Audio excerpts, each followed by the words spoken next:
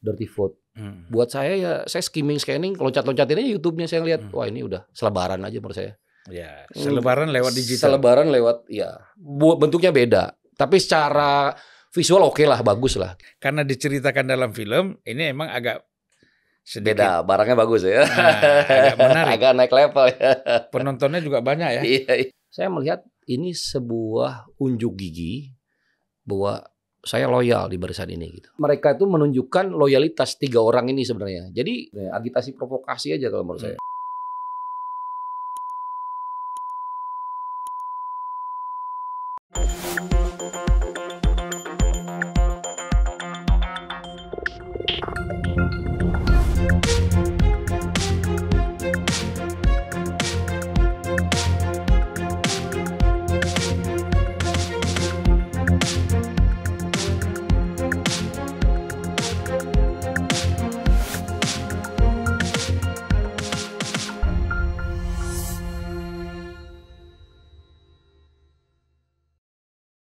Bismillahirrahmanirrahim. Assalamualaikum warahmatullahi wabarakatuh. Waalaikumsalam. Salam sejahtera buat kita semua.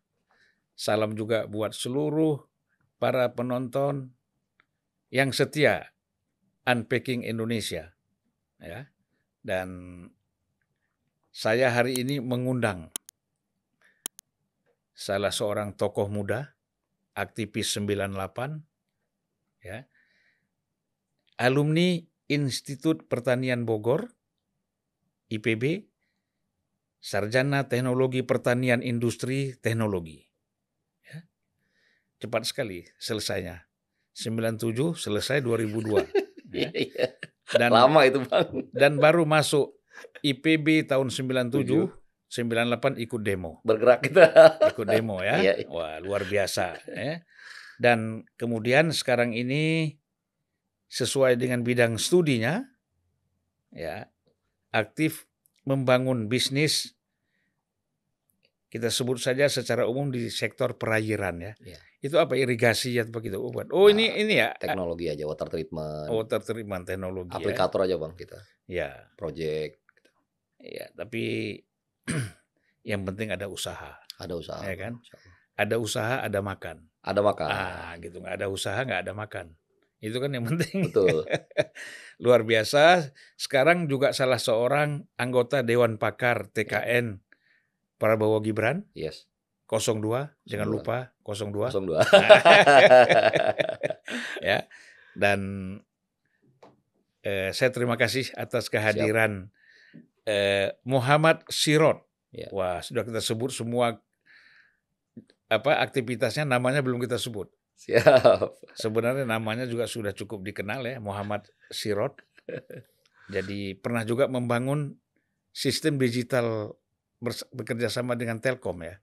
Iya, pedesaan untuk desa ya. digital saya kemarin pengurusan HIPMI terakhir bangun di beberapa kota ya, kerjasama dengan kebetulan nih yang pegang Telkom ini yang dulu bersama Pak Jonan bangun sistem perubahan kereta api dari non digital, jadi sekarang kan semua kalau kita naik kereta ini digital semua Bang. Ya. Orang yang sama sebenarnya. Ya, kemudian masih aktif sebagai ketua HIPMI.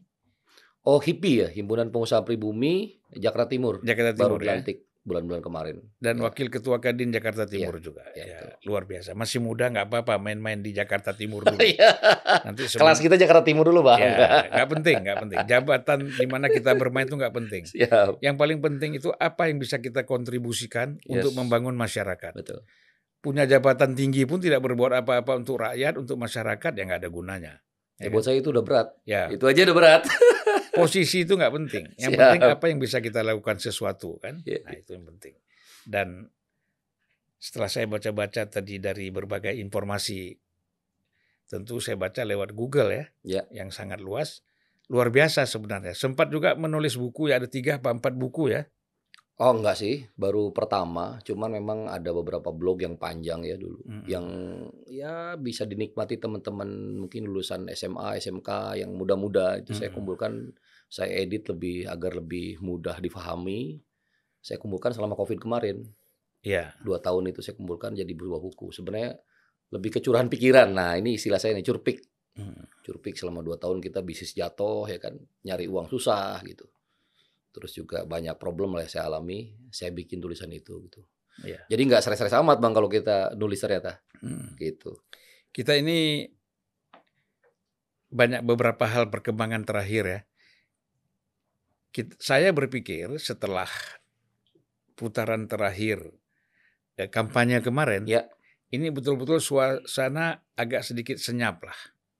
Agak sedikit tenang, namanya Minggu Tenang. Minggu Tenang. Ternyata Minggu Tenang ini kita diganggu oleh satu film, yaitu Dirty Vote, ya, yang peran utamanya itu ada namanya Profesor Dr. Zainal Arifin Mokhtar, ya, atau lebih dikenal sebagai Uceng. Nah, kemudian Dr. Dr. Bivitri Susanti. Kemudian yang ketiga Pak Ferry ya, Dr. Ferry juga ahli hukum tata negara kita. Ini tiga-tiganya kayaknya ahli hukum tata negara nih. Ya, dan mereka menjadi tokoh utama di dalam film ini, mencoba menceritakan tentang peristiwa-peristiwa yang telah terjadi sebenarnya. Ya. Yang telah terjadi dan dugaan kecurangan yang luar biasa dalam pemilu 2024. Memang buat saya membingungkan sih. Pemilunya belum ada tapi sudah ada narasi kecurangan. Ya. Ini Jadi, hebat sekali. Maksudnya gimana itu curang? Nah, berarti ini ada imajinasi atau pendekatan mistik, supernatural. Delegitimasi sih kalau menurut saya. Ya itu kan kalau secara politiknya. Ya. Tapi dalam konteks penerawangan, ini supranatural. Ya kan? Kemampuan melihat akan ada kecurangan. Kalau anak IPA nih ya, nih saya ngomongin IPA IPS aja biar gampang bahasa awam ya. Ya biasanya kalau teman-teman anak IPS begitu. Jadi memahami data sekarang, data dynamic data, ya analytical ya begitu.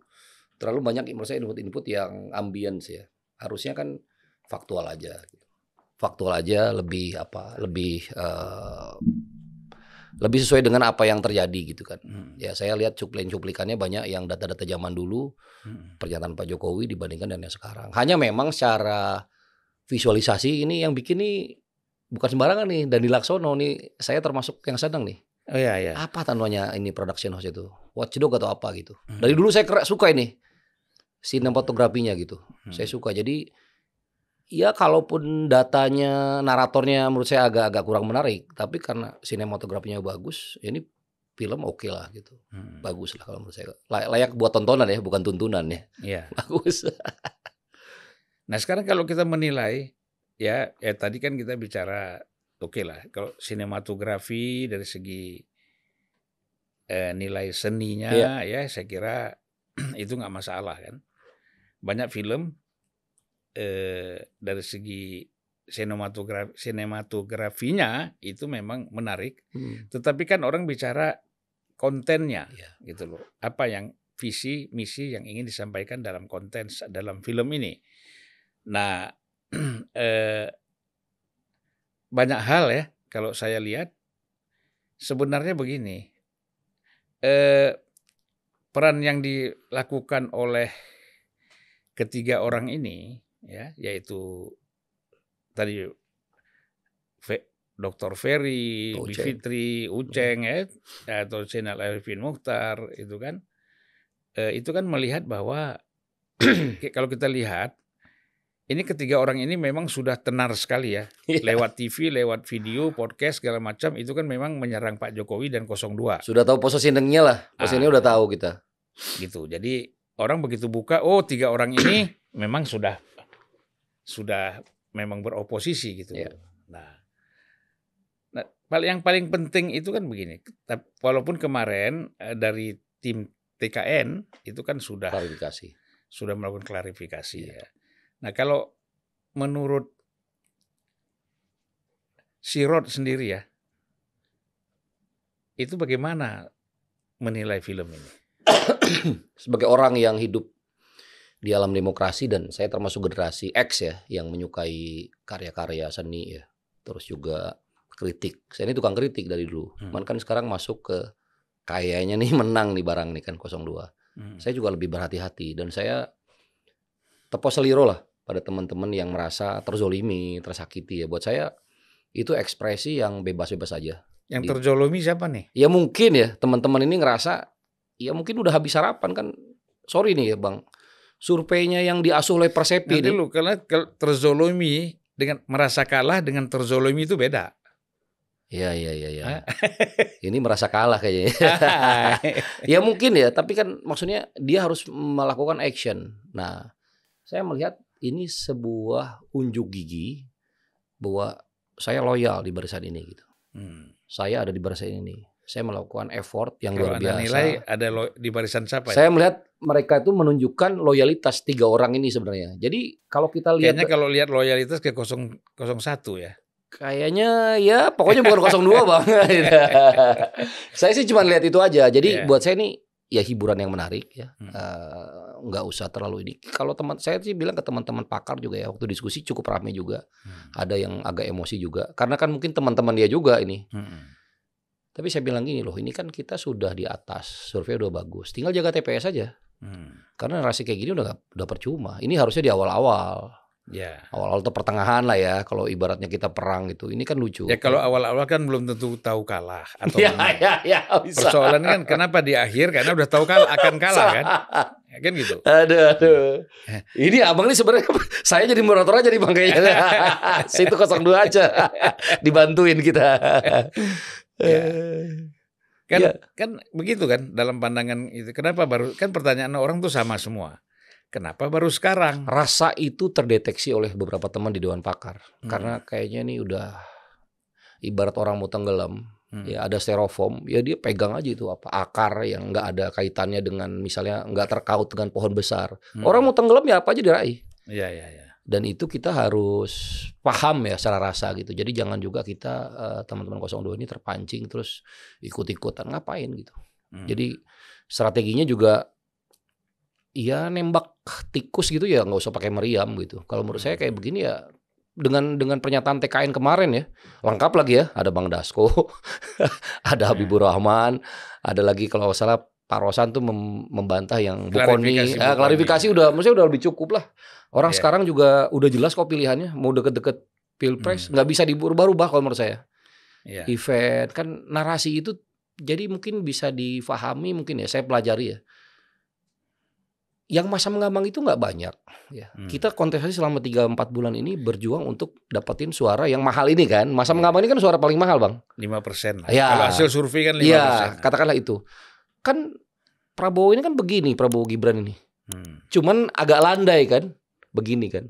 Tiba-tiba sekarang untuk kredibel surveyor ya. Misalnya punya Bang Burhanuddin Muhtadi ya kan. Itu kan kredibilitinya tinggi. Saya telepon ya beberapa orang di Persepi yang mengasuh dewan survei-survei ini. Itu ditunjukin secara lisan mereka ngomong Rod ini bagus. Dan ada juga kan teman-teman yang sampai ya kita nggak usah sebut namanya ya. Saking kerasnya pada metodologi, mereka nggak mau. Walaupun mereka dibayar. Jadi kalau lu menang ya udah mazulin Jokowi aja. Itu kan kata-kata yang sebenarnya gue nggak mau dipaksa untuk ngelawan metodologi gitu. Misalnya cherry picking ya. Jadi dia milih samplingnya Bang, biar kelihatan itu kan ngelawan random samplingnya random gitu loh.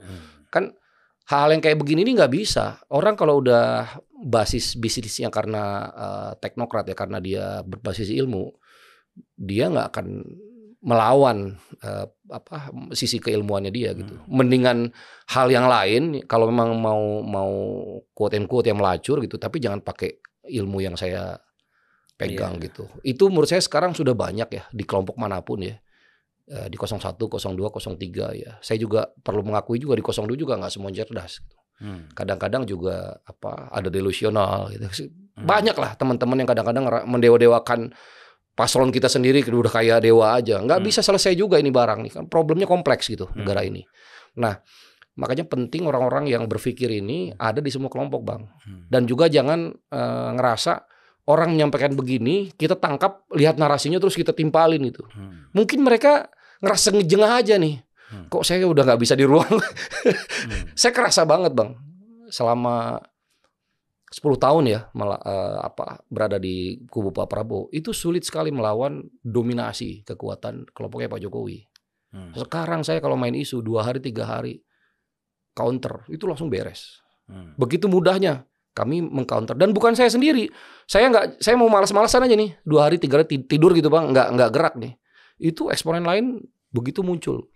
Dan itu strategiknya kita bisa tangkap, ini orang hebat nih, kelompok ini hebat. Jadi kerjaan saya itu sebenarnya di 02 itu apa? Silaturahmi aja. Kenalan, karena begitu banyak komponen ini yang berjuang di dalam gerbong ini.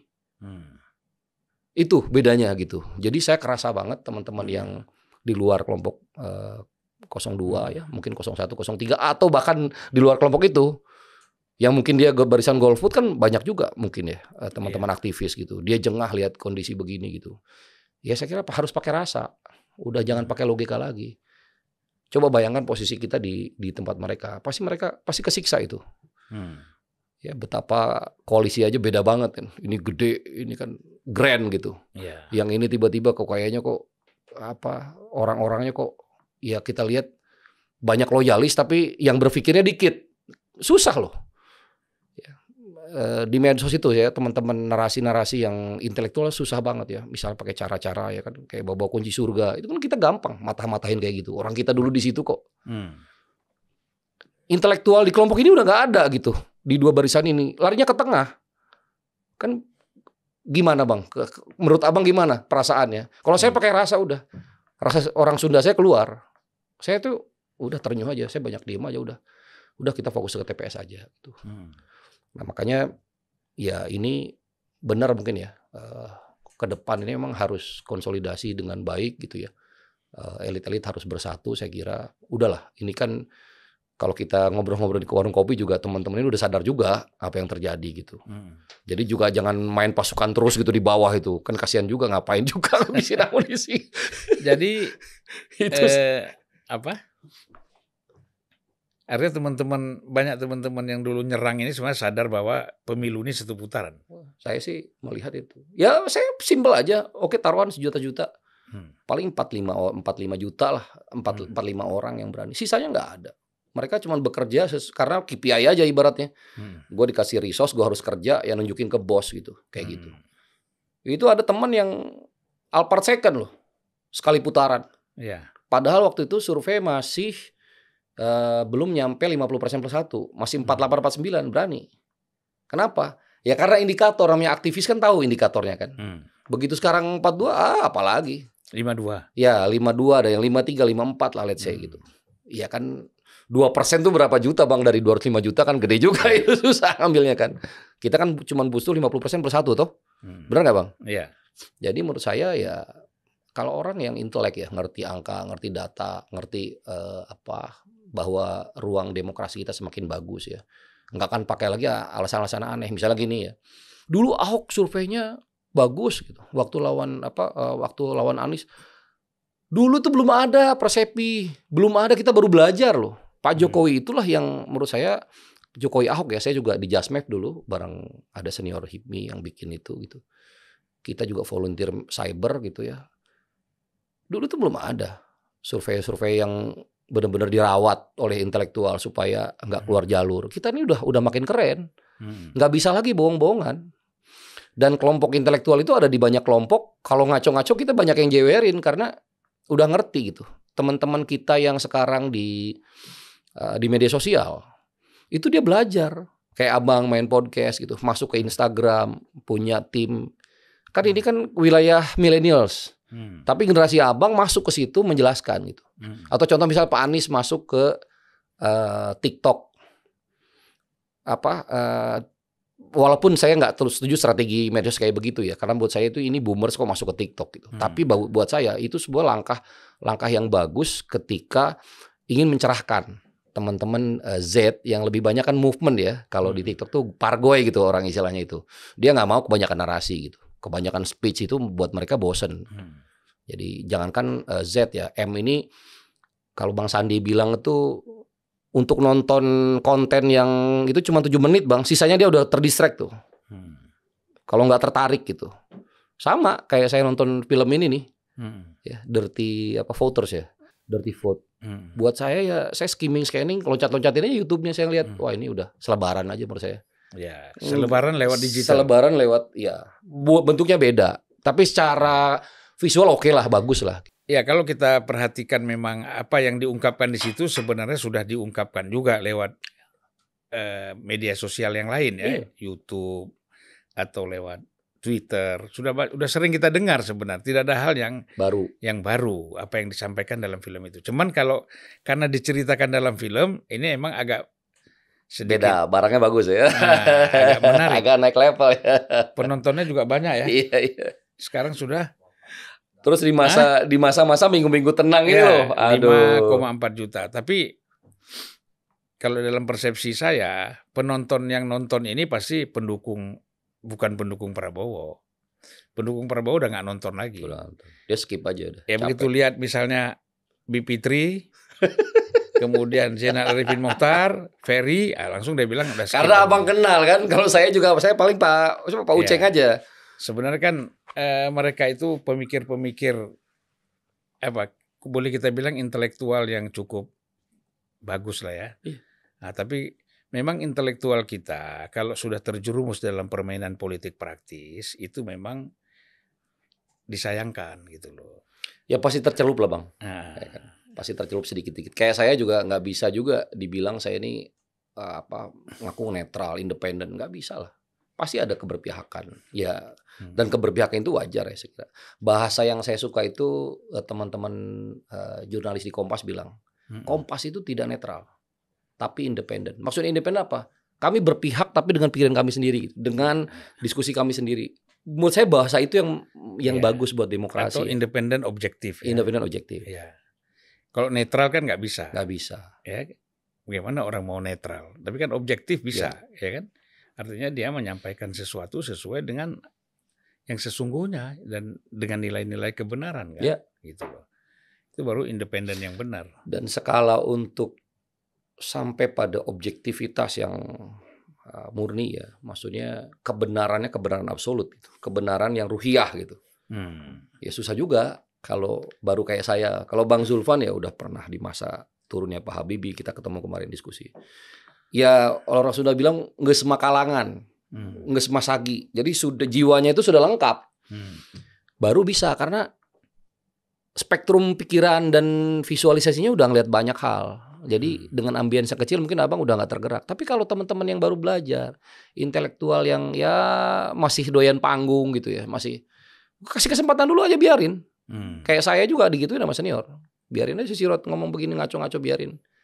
Karena orang-orang ini yang justru pas kita jatuh, diangkat. Pas kita terlalu kenceng gitu. Menurut saya harus ruang demokrasi ini harus begitu. Jangan orang kayak begitu. Ini teman-teman ya terutama jujur ya, misalnya kayak Tempo. Saya kesel sama Tempo. Tapi nggak boleh lagi narasi misalnya, ini dibredel, nggak boleh. Memang harus begitu. Kalau memang dia ngelawan misalnya redaksional jurnalistik, ya udah ikut ke Dewan Pers. Kalau memang ada pidana ya pidana, perdata ya perdata. Kalau mau tanding-tandingan ya bikin lagi media yang lebih bagus. Misalnya kelompok 02 sekarang punya Pak Prabowo punya Garuda TV, misalnya Gerindra. Ya Garuda TV gede dong kalau menang gitu. Ya kan menurut saya gitu caranya sekarang, nggak bisa lagi menghalangi orang untuk membuat kritik dan membungkam. Gitu. Pilihan ya Bang ya menurut saya. Ya memang pertarungan itu kan sekarang pertarungan yang bebas ya. Tidak lagi antara masyarakat dengan pemerintah. Tetapi antara masyarakat sendiri kan bisa melakukan saling counter, koreksi, saling counter di antara mereka kan. Dan itu indah kan? Iya. Saya kira bagus. Artinya bagus. Hanya sekarang kan memang tidak ada yang mengcounter Tempo misalnya secara terbuka gitu ya. Ada ya? Ada. Beda media. Menurut saya Tempo tuh dulu kan new media ya. Saya pernah tahu lah Tempo itu, saya masih zaman ayah saya masih ada ya di Kalimantan tuh langganan. Kan kita singkatannya temperatur politik Tempo itu kan. Fontnya aja kita tahu tuh Bang. Kan dia desain fontnya sama dengan Times kan. Kita tahu Pak Yem gimana, kita paham ya fallback tuh gimana. Teman-teman saya yang senior banyak jadi redaktur. Tapi sekarang kan podcast inilah yang jadi counter. Karena orang bisa gampang merubah narasi video dalam teks. Indonesia ini kan banyak kata yang konotatif. Dan Tempo pinter banget memainkan itu, teman-teman Tempo. Saya acungi jempol ya. Saya juga belajar dari sana, literasi gitu. Jadi tone dari setiap kata ini beda gitu. Itu yang dimainkan. Sama Kompas juga saya lihat begitu. Kita bisa ngerasakan ini berpihak nih, Kompas. Kesel saya secara intelektual, tapi nggak bisa ngapa-ngapain. Itulah fungsi fitur demokrasi kelima ya. Terkuat ini ya di Indonesia ya media. Kalau Kompas tuh gampang aja, mau lihat dia berpihak atau tidak, lihat aja tajuk rencananya. Nah, itu siap. Itu kan polisi redaksi kan. Iya. Nah, kalau berita kan bisa macam-macam. Nah, tapi kalau kita lihat aja tajuk rencananya, advertorialnya misalnya mau kemana nih.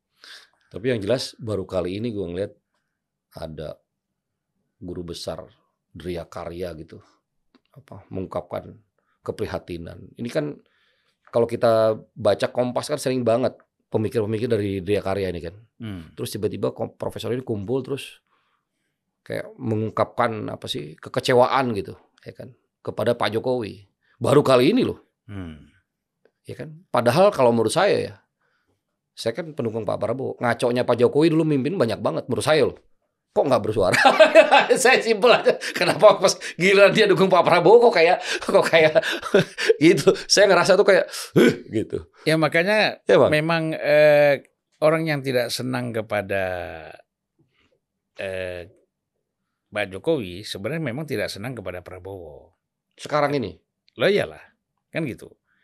Nggak senang kepada Jokowi faktornya karena mendukung Prabowo kan tadi. Ya berarti pembenci Prabowo toh? Iya, pembenci Prabowo. Itu memang dari dulu kan awalnya nggak suka banget Pak Jokowi sebenarnya, tapi dia Prabowo haters. Ini yang jadi problem nih banyak sekali. Iya. Ya kan? Ya memang Prabowo ini faktor yang unik ya. Ya. Kalau menurut saya faktor unik. Di militer sempat terhambat lama, ya nggak naik-naik, kapten terus, mayor lama sekali gitu kan. Kemudian dalam politik juga dihambat gitu. Karena sekarang dalam konteks maju capres sudah 3 kali 4 kali ya. Ini juga kalah terus gitu ya. Kalah terus 3 kali kalah kan. Nah, ini nggak tahu kita. Ya insya Allah menang ya. Kayaknya menang ya. Kayaknya menang. Kalau saya sih dari 4 bulan yang lalu sudah yakin 02 menang 100%. Dari 4 bulan yang lalu. Kalau udah abang menuju nih kayaknya harus syukuran dulu bang. Tapi jangan sujud syukur dulu. Kita dibully nih bang kalau sujud syukur dulu. Ya. Sujud syukur kita supaya pemilu ini damai. Iya. Pemilu damai. Itu kita sujud syukur. Nah, kan kalau kita lihat di film ini kan yang disorot pertama dalam film Dirty Vote ini ya, yang disorot itu kan soal penunjukan kepala daerah. Nah itu gimana tuh undang-undang itu bang? Penunjukan kepala daerah, kemudian apa lagi ya? Yang disalahkan Pak Tito berarti? Nah, ya, itu kan ada pandangan dari Dewan Pakar gimana? Biasa aja. Kalau kita ngerti hukum ya lucu juga. Siapa yang bangun undang-undang itu dulu? Ya ada sisa masa jabatan kepala daerah ini off dulu kan gitu, diganti dengan PJ gubernur, di mana strukturnya itu bukan ke DPRD, ya kan lebih dirubah jadi supaya lebih tegak lurus ke presiden lewat Mendagri. Yang bikin undang itu siapa? Siapa di DPR yang paling berkuasa? Kan simpel aja. Ngapain muter-muter? Itu kan kesepakatan DPR dengan pemerintah ya. Iya, kan bisa dicek gitu. Yang absen siapa, yang ini siapa, yang pertama kali usulan itu datang dari mana. Makanya saya bingung ini yang ada dalam film itu kan 3 pakar hukum yang di Indonesia sudah sangat dikenal ya. Kok bisa tidak memahami proses lahirnya hukum dan undang-undang ini ya? Itu makanya saya bilang selebaran. Cuman lebih ke film ya kan, lebih kekinian. Tapi itu kayak selebaran aja sebenarnya, agitasi provokasi aja kalau menurut saya. Agitprov ya. Iya. Saya agak menyesalkan sih di situ, tapi nggak apa-apa lah ya. Kita kasih aja. Namanya ada kreasi lah, ada kreasi kan ini nanti paling tidak tontonan yang bagus bang, udah bang gitu aja bang. Cuman film ini kan jangka pendek ya, setelah pemilu mungkin nggak ada yang nonton lagi. Saya khawatirnya gini loh, misalnya menang nih Prabowo Gibran nih, taruhlah sesuai dengan surveinya teman-teman ya, 54 misalnya. Oh ini karena curang ini, akhirnya delegitimate. Ya nggak bisa dong. Maksudnya secara rasa, Bang? Lah kan bisa ada alasannya, bisa ada proses. Iya, kalau Abang yang ngerti nih, kalau masa yang di bawah ini loh. Oh nggak bisa, nggak lah. Tetap ya? Mereka juga tidak semudah itu mereka terprovokasi kan. Artinya memang ada gerakan-gerakan, tapi kan menurut saya kecil lah ya. Karena katakanlah ada dianggap curang. Iya. Kan ada Bawaslu. Bawaslu bisa cek. Ya kan? Kemudian nanti ada MK. Dalam MK ini yang namanya mantan ketua MK yang namanya Anwar Usman itu tidak bisa ikut memutuskan soal Pilpres. Ya. 2 kan, satu lagi soal kalau ada sengketa di PSI misalnya kan. Nah, itu kan dia tidak bisa ikut. Berarti secara prosedur demokrasi udah jalan semua nih. Udah jalan kan? Tahapannya. Jadi apa lagi? Terus mau dibilang nggak percaya? Ya bingung juga kita kalau udah negara ya Bang ya. Ya, jadi kalau menurut saya sih memang persoalan ini memang karena tadi kita mengharapkan orang bisa menerima hasil itu dengan lapang dada lah.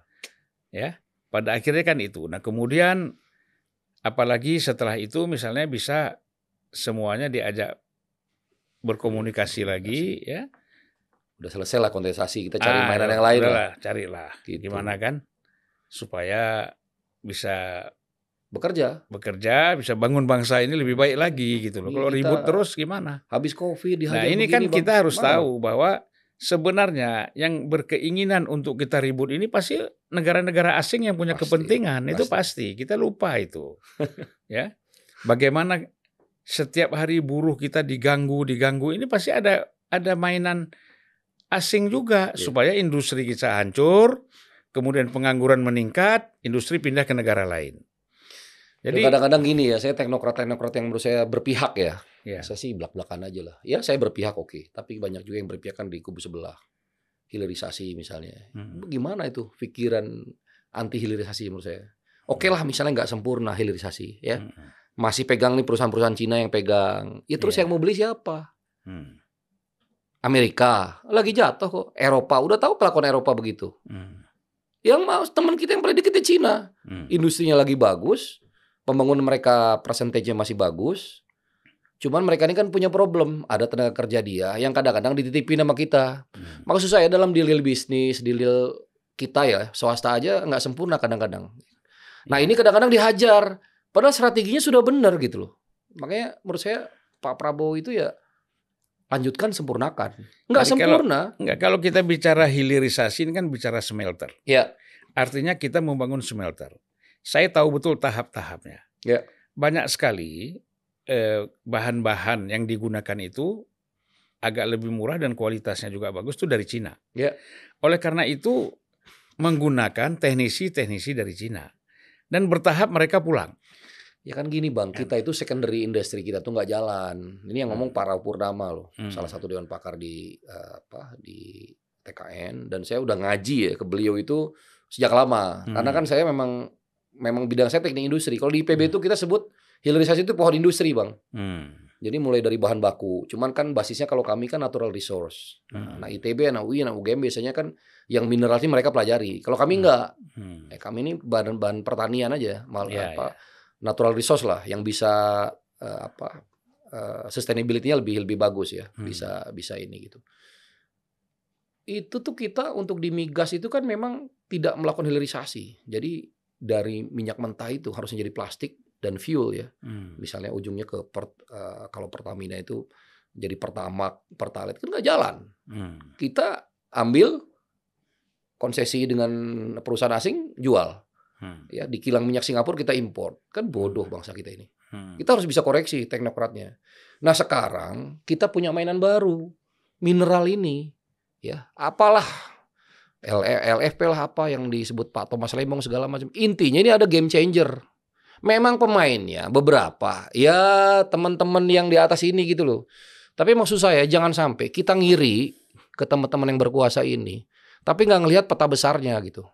Bangsa ini udah bener. Masalah lu nggak diajak sama mereka, ya kan itulah permainan ya kan. Jangan dikritik soal hilirisasinya ini. Ini yang saya lihat kok Gara-gara lu nggak kebagian, saya ngelihat tuh gara-gara nggak kebagian, nggak diajak gitu.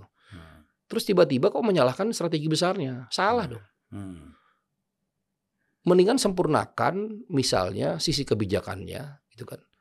Dan difahami peta besarnya seperti apa. Ikutan main, kalau nggak ikutan main ya jangan begitu. Ini contoh ya misalnya, ada satu brand motor listrik yang punya tuh salah satu tim ses yang di sebelah.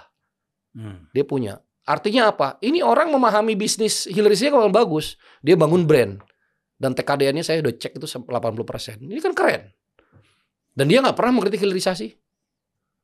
Begitu loh maksud saya, Bang. Jadi dia ikutan main. Oh, jadi produk lokal nih? Produk lokal.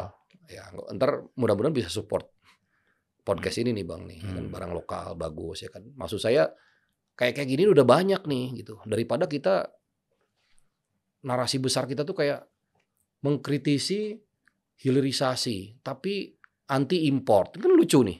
Agak bertolak belakang nih. Loh kalau lu mau hilirisasi berarti untuk mencegah import. Ya kan? Kalau import pun mungkin bahan penyerta lah. Supaya barang ini tercampur misalnya jadi barang setengah jadi gitu. Kita ini kan lemah di secondary industry. Melimpah, primary industrinya ekstraktif ini kita kaya. Apa aja kita ada. Tapi secondary industrinya nggak ada. Contoh biji plastik. Kita baru punya yang di Cilegon itu swasta yang punya. Atau baja kita punya Krakatau Steel. Tapi material yang lain mana? Kita ngomongin chip kejauhan, tertiary industry itu terlalu tinggi gitu loh. Kita tuh yang basicnya aja dulu negara itu. Atau kalau di pertanian itu paling gampang tuh Pak Harto dulu bikin tapos. Kenapa dia bikin breeding? Karena itu nggak nguntungin, Bang. Abang punya sapi, dikelola, inseminasi buatan segala macam supaya ngelahirin anakan sapi yang bagus. Itu nggak nguntungin, itu rugi kalau kita yang turun. Jadi negara ikut campur. Nah nanti si peternaknya ini ya, kalau di kita peternak tuh namanya peternak tuh paling 1-2 sapi, Bang, sanggupnya, nggak kayak di Australia. Dia ngarit ya kan, habis itu buat tabungan tuh. Pas masa anak sekolah dipotong supaya dia dapat duit. Bukan kayak di Australia, di New Zealand juga beda nih. Harus ngerti juga. Jadi mereka beternak itu bukan dia kehidupannya beternak setiap hari, itu tabungan. Jadi kalau 1 ya udah tambah 2, naikin kapasitasnya. Dulu ada pakar di IPB, lulusan UGM dia satunya. Dia bikin namanya Sekolah Peternak Rakyat, SPR. Nah, itu hilirisasi di skala pertanian misalnya. Itu susah minta ampun. Nah, sekarang kita dihajar macam-macam gitu, anti import segala macam, tapi nggak ngerti. Bangsa ini tuh berkali-kali ingin keluar dari zona nyamannya ini untuk jadi negara industrialis, tapi dihajar oleh bangsa sendiri gitu. Nah saya tuh ngaji sampai sana, Bang, makanya kita 98-nya agak tobat juga nih, nurin Pak Harto. Karena Pak Harto tuh hebat loh. Setelah saya belajar ke Bang Said Didu, Bang Muslimin Nasution, Prof Inul ya, Busanul Arifin, ya, almarhum Prof Satari, saya tuh ngaji terus-terusan tuh. Jadi kita punya pengajian pertanian tuh, Bu Siti Nurbaya juga salah satu membernya. Jadi orang-orang udah pakai mobil mewah, saya bawa motor Karisma itu, Bang, dulu. Di sini di Gunawarman. Ya masih aktivis kan? Ya masih ngaji gitu. Nah begitu saya diminta itu saya lancar aja ngomong food estate gitu. Anak-anak kan yang senior kadang-kadang yang nggak tahu kita ngaji di mana itu kan ngebully kita. Rod lo emang ngerti kayak gini? Pas saya bicara di TVRI, bicara di media, mereka kaget juga gitu. Oh, ini anak belajar di mana? Guru kita banyak bos itu.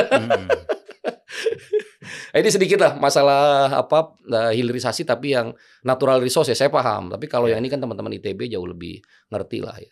Saya kira Pak Luhut banyak menjelaskan ya untuk mineral segala macam lah. Kita ikutin Mas Pak Jokowi sekarang deh, udah nggak usah. Udah bener ini barang ini.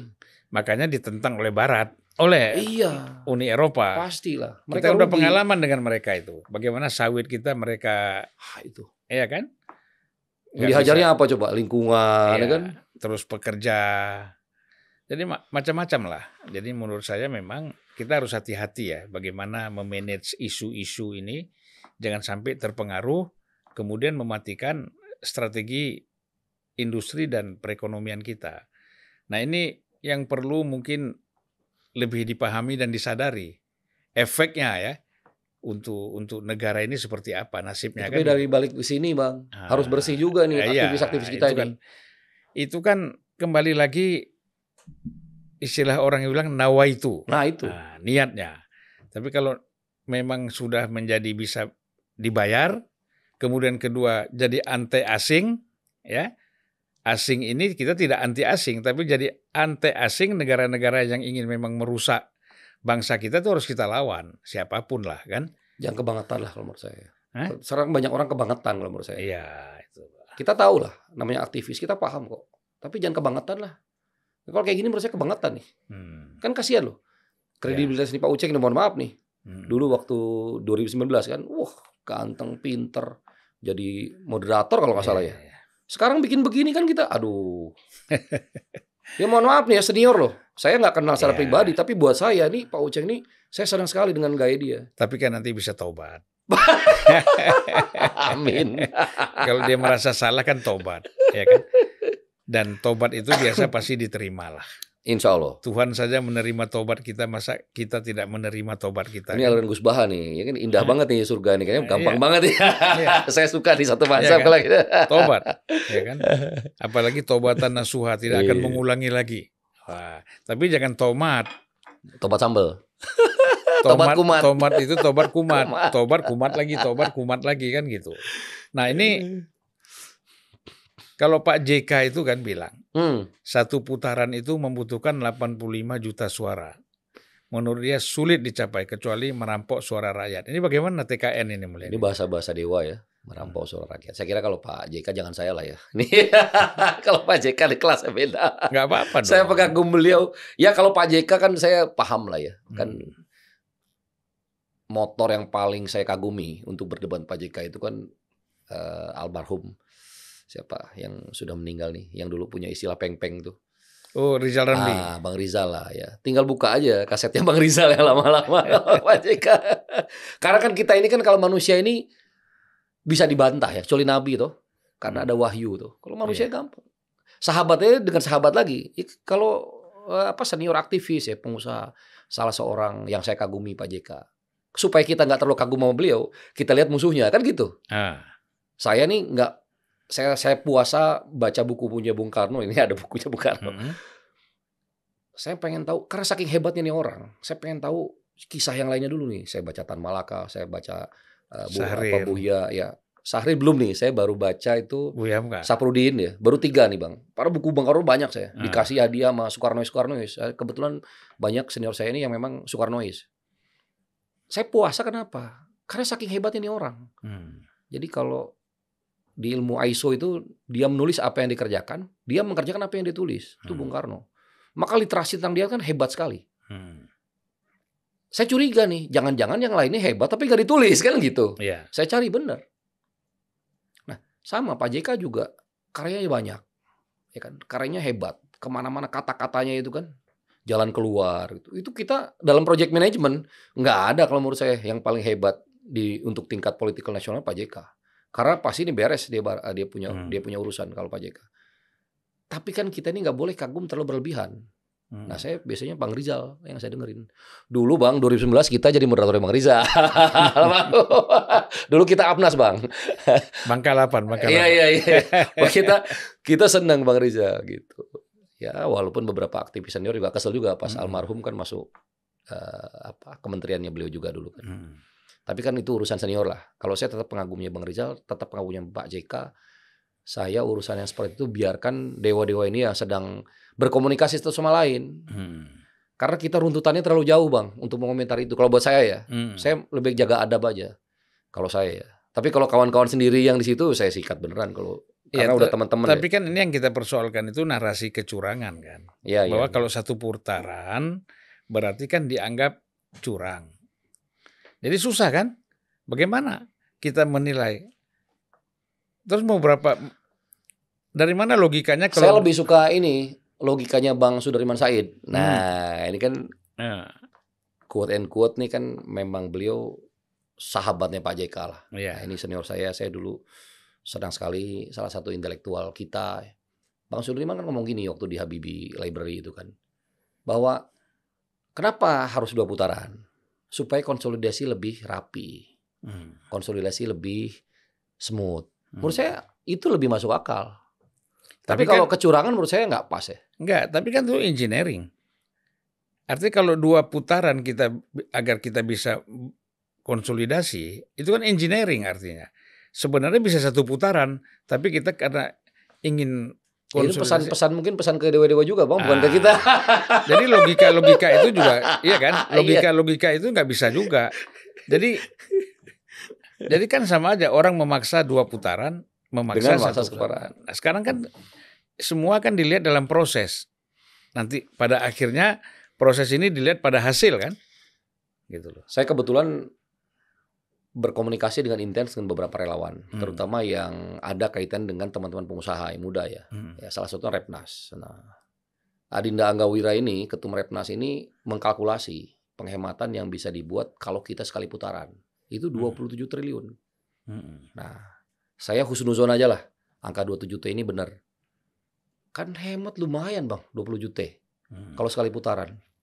Nah, kemarin saya ngaji lagi ke teman-teman ngopi politik. Ya teman-teman di sebelah ini ngomong, udah 2 kali putaran, kita juga pengen pesta.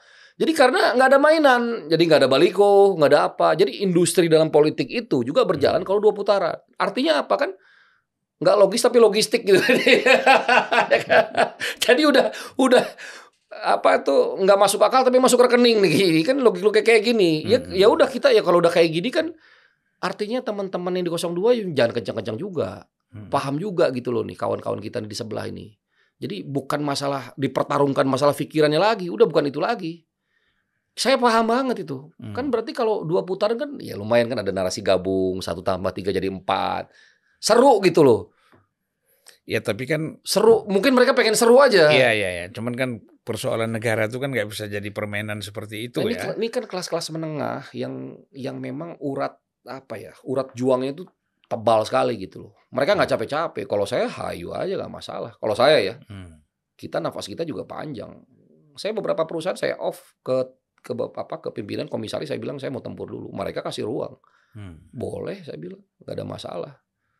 Tapi kita harus lihat juga masyarakat, lihat juga industri yang mati gara-gara politik ini. Banyak juga yang down Bang. Teman-teman yang biasa dapat kerjaan dari pemerintah, apa pikir abang enak? Mereka semua takut. Ya itu kan resiko. Lah itu makanya maksud saya pemerintahan ini, industri yang berjalan ini semua ini akan berhenti ketika lagi ada pesta rakyat kayak begini. Beberapa teman pengusaha yang main sablon gitu kan, ya mungkin agak naik ya, podcast agak seru. Tapi teman-teman yang lain agak turun ini. Tapi kalau podcast kita nggak ada masukan dari mana-mana. Iya. Ya kan? Tapi kan istilahnya kan ada kawan-kawan tanya masa kita ini podcast terus kok nggak ada dapat apa-apa dari capres ini. Iya. Karena kita memang nggak cari itu ya. Iya. Ya itu mungkin ada Bang, ada lah teman-teman abang kayak begitu kan menurut saya kan cair bos. Ya biarin lah. Cair dan kontennya tuh hype banget gitu. Iya dong. Iya nggak apa-apa lah. Kan masing-masing orang punya prinsip ya. Kan beberapa media yang menurut abang tadi sangat, agak melacurkan diri. Menurut saya itu gampang sekali kita deteksi. Nggak masuk akal tapi masuk rekening kalau menurut saya kalau kayak gitu. Gitu ya? Iya, nggak logis tapi logistik. Ya kita kalau anak HIPMI udah biasa. Dan kita tuh nggak nyerang gitu biasa aja. Kenapa? Ya kita juga kadang main begitu. Kasarnya kan gitu. Udahlah dia lagi main biarin aja. Kita nggak nyerang orangnya. Nah tapi kan ini beda. Istilahnya jangan ganggu rezeki orang. Betul. Ini kan masalahnya nih. One man one vote ini loh, rakyat ini dilibatkan dalam politik dan mereka ngerasa satu suara ini kan udah kayak dia ngerubah ke bangsa loh. Padahal satu suara ini kan dari 205 juta. Saya udah bilang ke teman-teman, saya dulu dukung Prabowo, sekarang karena Prabowo dengan Jokowi saya nggak mau dukung Prabowo. Emang ngaruh suara lu cuma 1? Saya bilang, betapa idealisnya orang menjaga satu suara. Itu kayak akan apa gitu. Menurut saya nggak terlalu penting-penting amat. Yang penting itu bagaimana kamu setelah dia menang, setelah apa mengkonsolidasi. Dan itu biasanya teman-teman kelas menengah yang ngerti ini. Tapi ya setelah saya di jalur politik, memanfaatkan ya orang-orang yang nggak paham ini ya, yang dia ngerasa militan, itu memang menarik. Karena orang-orang yang nggak berpikir jangka panjang ini gampang sekali kita konsolidasi. Dan mereka hidup dengan pikiran-pikiran mereka yang kadang-kadang terlalu menurut saya terlalu idealis gitu, tapi nggak nginjak bumi gitu. Dan itu dimainkan betul dengan metode branding, metode ya tadi ya bikin konten-konten yang ya secara visual tuh sama Pak Dandi Laksono nih keren banget gitu. Padahal kalau kita anak IPA nih ngelihatnya skip aja. Karena selebaran biasa. Tapi kalau orang yang senang dengan karya seni, sisi otak kanan yang dia jalan, ini masuk nih barang bang, kepikiran nih. Akhirnya apa? Delusional kan? Akhirnya dia hidup dengan pikiran dia sendiri. Kalau Budiman Sujatmiko tuh echo chambers sebutnya. Ini anak-anak kanan terutama nih saya lihat. Demo, gede suara, masukin kegiatan. Wah di JIS kemarin rame, itu paling apa. Padahal kan itu aja orangnya. Tapi karena militan, ya kontennya orang-orangnya sangat militan, jadi ngerasa banyak gitu. Ya kelompok kecil itu pasti militan. Militan banget. Jadi echo chambers. Jadi dalam satu kolam itu yang ngerasa berisik banget ya karena lu di situ doang mainnya. Coba jalan-jalan ke daerah, jalan kemana, udah sepi bos, nggak ada. Kelompok lu tuh udah nggak ada. Kelompok kecil itu militan dan takut. Ada dua pasti itu. Gitu ya bang ya. Iya, pengalaman kita kan gitu. Iya kan? Yang betul-betul berani kalau dia dekat sama Tuhan. Itu. Nah, maunya martir kan? Nah kalau tradisi kita ini kan nggak ada martir. Berani mati tapi nggak berani hidup kalau martir. Ya, makanya. Ya kan? Kita ini sudah 50 menit ya. Siap. Mungkin yang terakhir, bukan yang terakhir ya, kita masuk ke sesi bagaimana soal 2 putaran ini. Soal 1 putaran. Menurut saya bagus. Kalau saya sebagai pengusaha saya bagus. Saya nggak mau capek-capek bang. Kalau memang udah jelas konsolidasinya dan Kim ya, itu kan ini kapalnya kapal besar sekali ya. Terus saya dengar beberapa teman yang di politik tuh kita pengennya dari atas ke bawah bikin koalisi permanen. Bagus lah, saya kira. Terus kalau misalnya oposisinya ada Nasdem, PKB kan dari dulu ikut pemerintah terus. Ada PDIP. Nah PDIP kan pelaku-pelaku yang memang ikut Pak Jokowi dulu. Sekarang ya sekali-kali lah bareng ada PKS. PKB kan? Iya dong. Iya. Sekarang PKS temenin lah itu, biar kuat gitu loh. Saya sebagai aktivis saya sedang agak balance itu. Jangan juga Pak Prabowo dan Pak Gibran ini dibiarin terlalu enak gitu loh. Semuanya masuk nanti. Kalau menurut saya kira nggak perlu lah. Nggak perlu lagi ada koalisi besar gitu ya. Iya. Udah biasa lah. Toh proses untuk impeachment itu sekarang kan nggak mudah gitu ya. Jadi memang ya cukup koalisi yang ada sekarang. Saya kira cukup besar nih. Cukup besar. Nanti kalau PSI masuk, Gelora masuk. Nah, itu partai-partai baru. Itu kan militan lebih besar lagi kan. Jangan lupa bang, Gerindra, Partai Abang nih, Nasdem dulu, itu pecahan dari Golkar. Sekarang ini mengerikan nih, partai ini keren menurut saya. Dari kader segala macam. Ya kita kasih kesempatan pecahannya PKS ya kan. Kalau PSI saya nggak tahu pecahan mana. Tapi kan partai ini keren juga nih. Bang Helmi Yahya, kan ada siapa, Grace Nat ya, ketumnya Kaesang. Saya kira ini kasih kesempatan lah. Biarkan teman-teman yang... Kan Pak Jokowi udah bilang pasti masuk. Nah, coba Pak Jokowi memperkuat, ya kan? Iya. Pak Jokowi aja ngikutin prosedur. Benar nggak bang? Iya. Partai dia nggak mau langsung jadi raja gitu kan. Kita dengerin, Pak Jokowi nanti masuk Gerindra, Pak Jokowi nanti masuk PDIP. Loh, Pak Jokowi mau masuk PSI? Partai yang kecil banget kalau menurut saya itu. Ya, belum jelas juga ini barang nih. Artinya apa? Militansi ditunjukkan seorang Jokowi. Ini kan orang-orang yang menurut saya aktivis-aktivis kurang ganteng, kurang tajir, kurang apa, kadang-kadang teriak menurut saya suka sotoy gitu. Ini pro Jokowi aja begitu nunjukin. Kenapa sih kita nggak ikuti teladan ini maksudnya kehambelan beliau itu gitu loh. Yeah. Saya kira banyak hikmah ya bang ya. Dulu saya benci sama Pak Jokowi karena dikalahkan oleh beliau, oleh kelompoknya beliau. Tapi setelah saya pelajari, ya memang bagus kok. Ya memang hebat. Tidak mungkin dalam prosedur demokrasi yang memang kita sudah bagus ini dipikirkan oleh orang-orang yang hebat ini melahirkan pemimpin yang buruk semua gitu. Yeah. Beliau ada kelemahan, tapi saya kira inilah barang mewah yang kita dapat dari proses demokrasi. Inilah emas yang ditempa. Ya kan? Kalau pepatah Arab bilang emas itu bermakna karena ditempa dengan suhu yang sangat panas gitu. Pak Jokowi ini lahir dari situ. Inilah elit baru yang kita lahirkan. Ya. Terus teman-teman intelek di sebelah kayak menyesal gitu melahirkan Pak Jokowi. Kayak Tobat Nasuha gitu bang. Tapi Tobat Nasuha itu saya lihat 5 tahun sekali. Ya kan habis nanti misalnya Pak Prabowo jadi, mereka nggak ada tuh kritiknya tuh. Mereka ikut main saya lihat. Coba aja cek. Ini kalau Pak Prabowo menang nanti, ya ini bikin film yang kritik-kritik ikut Prabowo juga. Kayaknya sih ke sana. Iya, pasti ikut Prabowo. Tapi harganya lebih tinggi dikit lah ya. Karena udah. Ya, mungkin nggak dihargai juga. Nggak dihargai juga. Tapi dikasih mainan lah itu. Iya. Kasihlah dubes-dubes. Dubes. Dubes-dubes. Aduh, kita juga mau, Bang. Suka jadi dubes ya. Iya, ya. Saya ditawarin jadi dubes saya tolak malah. Beda kalau Abang ya kan. Kalau Abang kan udah kemana-mana. Kita kalau dikasih Eropa Timur ya, mau kita. Kayak Gitu Bang ya. Yudi Krisnandi gitu ya. Oh, iya. Tapi perang terus. Tapi jangan deket Rusia, Bang. Agak jauh dikit. Belarus lah ya. Belarus. Oke, Siap. yes. Saya kira kita ini sudah di ujung ya. Ini hasil survei terbaru Lembaga Survei Indonesia, Prabowo Gibran Berapa? 51,9, Oh, udah lumayan sampai 52. Prabowo Gibran 5,1%, Anies Caimin 23,3, Ganjar Mahfud 20,3. Ganjar ini turun terus ya. Ganjar naik dong, Bang, kalau segitu enggak ya? Bukannya Anies yang turun ya? Enggak, segitu-gitu aja Oh, semuanya. Rata-rata begitu. Selalu nomor 3 sih kalau Ganjar saya perhatiin. Jadi rata-rata sekarang ini sudah di atas 51 semua ya. Iya. Menyentuh 52. Tapi mungkin biasanya itu kalau survei, kalau dia bisa 52, itu bisa 54 nanti itu. Ya ada error ya, ada error.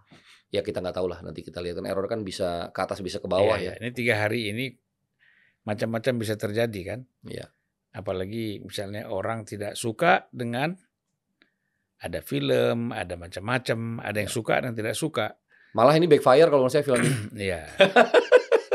Kalau menurut saya loh ya, terutama pemilih-pemilih yang cerdas ya, itu nggak suka diginiin. Dia tambah benci. Iya. Ingat Bang, kemarin kampanye ada salah satu kelompok ya, misalnya 03 yang diterakin 02. Oh, itu kan sakit hati. Yang bicaranya elit loh. Itu perlawanan rakyat sekarang udah kayak begitu. Duitnya diambil, tapi dia speak-nya perlawanan. Itu gimana? Gak bisa lagi kita harus berbaik hati ke rakyat, harus menghibur mereka, libatkan mereka ke hal-hal yang mereka bukan objek. Iya. Itu yang harus dipahami elit sekarang. Saya lihat elit banyak yang agak gagap-gagap saya lihat sekarang ini. Sekarang mereka bisa dapat informasi banyak banget Bang dari sini. Ini perilaku kita ini direkam gitu. Iya. Itu. Saya kira itu. Makanya harus hati-hati ya. Harus hati-hati. Abang inilah yang guru kita nih. Ya. Mungkin terakhir closing statement dari Muhammad Syirot. Wah, kita dengar ini. Saya kira perjalanan bangsa ini dari 98 nih Bang. Saya ikut kesalahan terbesar hidup saya merugikan Pak Harto dengan teman-teman itu. Ya, saya anggap sebagai dosa politik saya nih. Ya. Kita jangan lagi ada kejadian kebangsaan kita itu politik asobiah ya. Politik ngerasa benar sendiri. Politik yang kalau kelompok gua yang mimpin, ya gua yang benar gitu. Enggak, menurut saya enggak. Kita harus mulai meniru perilaku politiknya Pak Jokowi, Pak Prabowo. Kalau ada di seberang lebih bagus, idenya dipakai. Orangnya juga udah diangkat. Jangan khawatir masalah rezeki gitu. Indonesia ini terlalu kecil ya, terlalu besar kalau kita ini saling sikut ya, saling geser kayak kepiting kalau Pak Prabowo bilang ya dalam baskom gitu. Saling hujat, SMS ya, senang melihat orang susah melihat orang senang gitu. Kalau orang-orang kayak gini masuk ke politik menurut saya belum selesai dengan dirinya. Jadi ibda binafsik nih kalau orang aktivis kan mulai dari diri sendiri. Ku anfusakum wa ahlikum naro, jaga dirimu dan keluargamu dari api neraka. Udah 2 itu aja dulu. Kalau memang belum mampu berpolitik. Kalau itu udah bener, anak istri kita sudah bener, ya kita makan cari makan udah bener, udah bisa gitu ya. Udah jadi orang yang orang Sunda bilang masagi ya, sudah sempurna secara batin, rohani, baru masuk tahapan berikutnya kalau di Islam itu apa? Barang siapa dia terbangun di pagi hari, dia tidak memikirkan umatku, maka dia bukan umatku. Nah ini level tertinggi menurut saya. Dan sekarang ini banyak orang-orang yang level 1 belum beres, sudah loncat ke level 3. Akhirnya keluarga berantakan. Ya. Atau level 2, udah oke, ya, udah keren sama level 1, kelamaan di level 3. Akhirnya keluarganya juga protes gitu kan. Akhirnya berantakan dengan kerabatnya sendiri, tetangganya sendiri gitu. Menurut saya kita harus bangun basicnya dulu gitu. Dari diri sendiri. Dan keluarga ini deteksi terbaik ya. Misalnya kalau istri ya. Istri saya nih mungkin marah nih hari ini karena saya nginep. Nggak pulang. Ya harus pulang. Harus terima karena dia cermin terbaik saya. Jadi kalau saya nggak dianggap di luar nggak masalah kalau buat saya. Tapi jangan sampai anak istri saya itu nggak meneladani saya nih. Saya dianggap orang brengsek di rumah. Itu big hell. Jadi kayak neraka besar di rumah. Nah, saya melihat saya belajar dari senior-senior saya yang bahagia ya, sukses gitu ya. Punya ruang ekspresi ya. Bang Lindan inilah nih salah satunya ya. Itu rata-rata selesai tuh. Jadi kecil nakal-nakal gitu Bang, dewasa itu bikin kesalahan, bikin karya yang banyak. Udah tua tuh bijaksana. Ini menurut saya ini yang harus banyak turun ke politik orang-orang kayak begini. Dan menurut saya konsepsi ke depan itu negara kita tuh harus kuat. Terlepas ini bener apa enggak ya. PKC itu kan Cina itu cuman 1.000 ya. Dewannya itu. 600 ini orang-orang kayak Abang yang udah jadi. Central Committee. 400 baru dari parpol, betul Bang ya? Nah kita ini kebanyakan orang parpol. Anak IPS ini kebanyakan. Harusnya anak IPA yang pegang. Teknokrat 600 ini. Orang-orang ahli air, ahli bendungan. Masukin ke situ gitu loh. Yang berpikir. 400 baru rebutan. Ya kan olah-olah. Jangan kayak sekarang nih. Saya sih itu menurut saya. Kalau kita nggak ke situ nggak akan bisa maju deh. Jadi akhirnya pertarungannya receh ya. Kayak bikin film begini. Nonton aja males. Dan janganlah untuk terus mencintai bangsa ini kalau menurut saya. Itu yang paling penting. Karena kalau niat kita panjang ya, kayak Pak Prabowo ini, masih umur 72, 73-nya masih bisa goyang, masih bisa happy-happy. Kenapa? Karena batinnya selesai. Teman-temannya banyak. Saya ingat 2019 Bang, yang nemenin Pak Prabowo ini ada beberapa orang senior saya dan Bobby the Cat. Udah. Sekarang kucing Pak Prabowo banyak. Dia melihara Persian apa segala. Dulu cuma Bobby the Cat aja, kucing kampung kurus nemenin dia nih. Sedih. Kesepian seorang pemimpin ya, ditinggalkan orang-orang ya. Tapi karena kecintaannya pada bangsa, sekarang lihat kekuatannya Pak Prabowo. Tidak terduga ya menurut saya sekarang. Dan itu memang begitu sunatullahnya gitu. Dan apakah Pak Prabowo sekarang berubah? Menurut saya enggak, biasa aja. Yang berubah nih lingkungan ya saya lihat. Ada yang iri, ada yang apa. Dan itu memang biasa. Orang-orang yang hebat ya Bung Karno gitu begitu. Jadi dua itu pesan saya sih menurut saya. Tetap mulai dari diri sendiri, jaga keluarga. Yang ketiga tetap cintai bangsa ini dengan sepenuh hati itu Bang. Oke, mantap. Terima kasih. Sama-sama. Sampai jumpa lagi. Assalamualaikum warahmatullahi wabarakatuh. Waalaikumsalam.